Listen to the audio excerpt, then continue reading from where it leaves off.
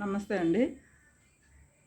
నిన్న వైవి సుబ్బారెడ్డి గారు press meet పెట్టి చాలా ఘోరంగా మన ఎన్డీఏ కూటమి ద్వారా ఎన్నుకోబడ్డ నారా చంద్రబాబు నాయుడు గారు కానీ, మంత్రులు కానీ, ఎమ్మెల్యేలు కానీ, పార్టీకి పనిచేసిన నాయకులు కానీ, కార్యకర్తలు కానీ ప్రతి ఒక్కరి గురించి కూడా చాలా టూ మచ్గా మాట్లాడటం జరిగింది. అలాగే ఈ రోజున జగన్మోహన్ రెడ్డి గారు కూడా సాక్షి ఛానల్ ద్వారా కొన్ని మాటలు మాట్లాడటం జరిగింది. అందుకే మనసుకు బాధ అనిపించి ఈ 4 మాటలు మేము ముందుకు తీసుకురావాలి. మీకు తెలియని విషయం ఏం కాదు, అయినా సరే మేము ముందుకు తీసుకురావాలి. ఈ పెయిన్ని మనం అందరం పెంచుకోవాలి ఈ మాటలని అని చెప్పి ముందుకు తీసుకొచ్చాను వీడియోని. వైవి సుబ్బారెడ్డి గారు నిన్న ప్రెస్ మీట్ పెట్టి విజయసాయిరెడ్డి కూడా పక్కనున్నారు, ఒకళ్ళిద్దరు ఇతర నాయకులు కూడా కూర్చుని ఉన్నారు.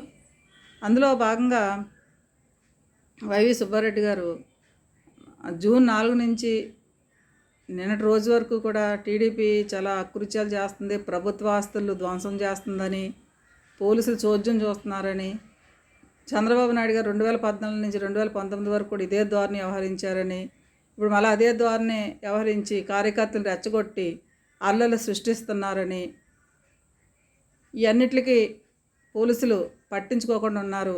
అందుకని మేము ప్రెసిడెంట్ ఆఫ్ ఇండియాని, అలాగే ప్రైమ్ మినిస్టర్ని, హోమ్ మినిస్టర్ని, స్టేట్ హ్యూమన్ రైట్స్ వారిని వీళ్ళందరినీ కూడా సంప్రదించి వారికి సంప్రదించడం అంటే వారికి వీళ్ళు లేఖలు సమర్పించారంట. వారిని రెస్పాండ్ అవ్వమని, ఈ అకృత్యాలు, ఈ హత్యలు, ఈ టీడీపీ గోండాలందరినీ కూడా కంట్రోల్ చేయమని ఆయన లేఖలు వీళ్ళందరికీ ఇచ్చుకుంటూ వచ్చారంట. ఈ రోజున జగన్మోహన్ రెడ్డి గారు ఏం మాట్లాడుతున్నారంటే వాళ్ళకి 40% ఓట్లే పోలింగ్ అయినాయి, మిగతా 40% ఓట్లు అవి మనవే, వారికి అన్యాయం జరుగుతుంది, ఇక్కడి నుంచి వారి మధ్యలోకి వెళ్ళి ఈ సమస్యలపైన పోరాడాలి, నేను వారందరికీ అండదండగా నిలబడతాను, ప్రజాక్షేత్రంలోకి వస్తానని చెప్పి ఆయన ప్రెస్ మీట్ పెట్టారు. ఏవిఎంలో కూడా ఏయో లొసుకులు ఉన్నాయని అవన్నీ బయట పెట్టాలని చెప్పి ఆయన పైకి ఏదో మరి ఆయన ఏం సంపాదిస్తారు, ఎవరిని సంపాదిస్తారో ఆయన ఇష్టానుసరిగా ఆయన మాట్లాడుతున్నారు. ఏవిఎంలు సరిగ్గా పనిచేయలేదనో లేకపోతే ఏదో మతలబు జరిగిందనో చెప్తున్నారు. ఇవే ఏవిఎంలు 2019 మీరు నెగ్గినప్పుడు ఇవే మీకు ఇలానే సపోర్ట్గా నిలిచినందుకు మీరు నెగ్గారా? ఈ రోజున బాబు గారు ఏవిఎంలకి సపోర్ట్ చేసుకుని ముందుకు వెళ్ళిపోవటానికి అక్కడ ఏవిఎం మిషన్స్ అనేవి అక్కడ పక్కగా పరిశీలన అనేది జరుగుద్ది.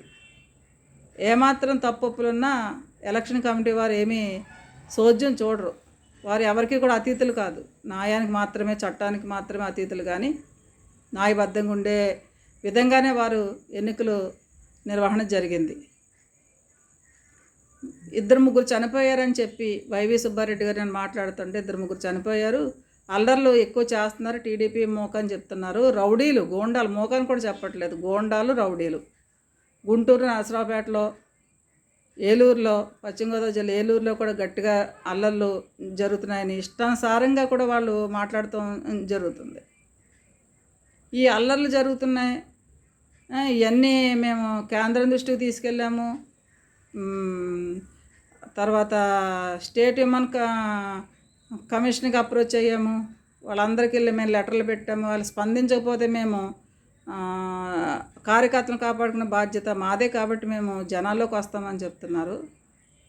4 రోజులు కూడా కాలేదు బాబు గారు పోనీ సీఎంగా పరిపాలనలోకి వచ్చారంటే, ఇవాళే తిరుమల తిరుపతి దేవస్థానానికి వెళ్ళారు, అక్కడ ప్రెస్ మీట్ పెట్టారు, ఆయన కులదైవ వెంకటేశ్వర స్వామి అని చెప్పారు. అలాగే తిరుమల తిరుపతి వెంకటేశ్వర స్వామిని ఈదిలో ఊరూరా తిప్పించారు, గర్భగుడిలో ఉండవలసిన స్వామిని ఊరూరా తిప్పించారు, పెళ్ళిళ్ళకి ఫంక్షన్లకని కూడా తిప్పారు స్వామిని, అపవిత్రత జరిగిందని చెప్పి బాబు గారు బాధపడటం జరిగింది.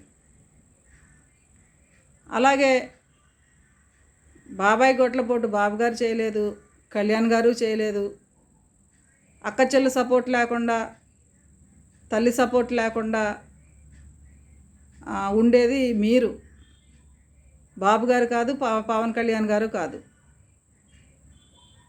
మీకు ల్యాండ్ ల్యాండ్ టైటిలింగ్ యాక్ట్ ప్రవేశపెట్టడం వల్ల అప్పటికే మీ నికృష్ట పరిపాలనతో భయపడిపోయి ఎప్పుడు వదిలిచేసుకుందామన్న సమక్షంలో మీరు ఎప్పుడైతే ల్యాండ్ టైటిలింగ్ యాక్ట్ ముందుకు పెట్టారో దేశ విదేశాల్లో ఉన్న ప్రతి ఓటర్ కూడా భయం పుట్టి మా ఆస్తులు మేము కాపాడుకోవాలంటే ఎన్డీఏ కూటమి ద్వారా బలపరిచిన పవన్ కళ్యాణ్ గారు చంద్రబాబు గారు రావాలని చెప్పి దేశ విదేశాల లక్షలు ఖర్చు పెట్టిన వచ్చి మరీ ఓటేస్తారు ఎప్పుడు లేని విధంగా.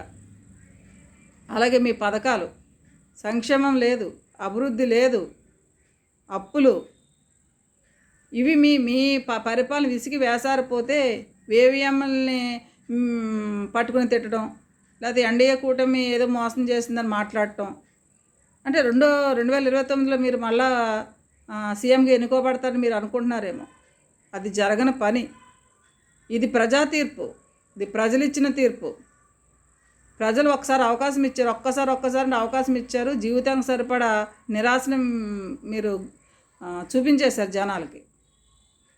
సంక్షేమం అంటే పథకాలు ఇచ్చుకుంటా సోమరిపోతులు చేసుకుని ఇంట్లో కూర్చోబెట్టేయడం కాదు జనాల్ని. అభివృద్ధి ఎలా ఉంటుందో బాబు గారిని చూసి నేర్చుకోండి. అలాగే నోటికి అవాకులు చవాకులు పేలిన రోజు ఏమైపోయింది, లక్ష్మీపార్వతి ఏమైపోయింది, వల్లభనేని వంశీ ఏమైపోతా, కొడాలి నాని ఏమైపోయారు.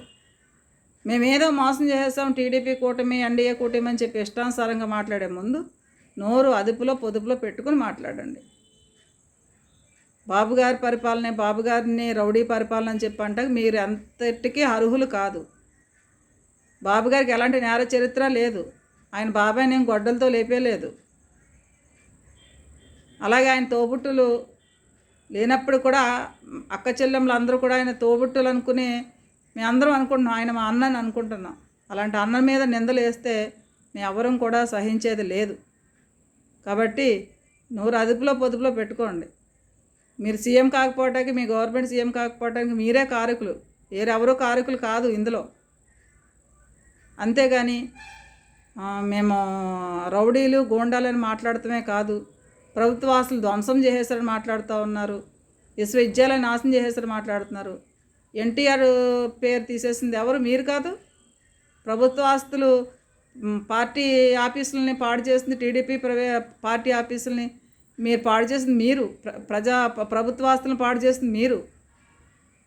అంతేగాని మీరు చేసిన తప్పుల్ని టీడీపీ వైపుకి ఇప్పటికైనా బుద్ధి జ్ఞానం తెచ్చుకుని మీరు ఏం తప్పులు చేశారు ఒకసారి పరిగణలోకి తీసుకోండి.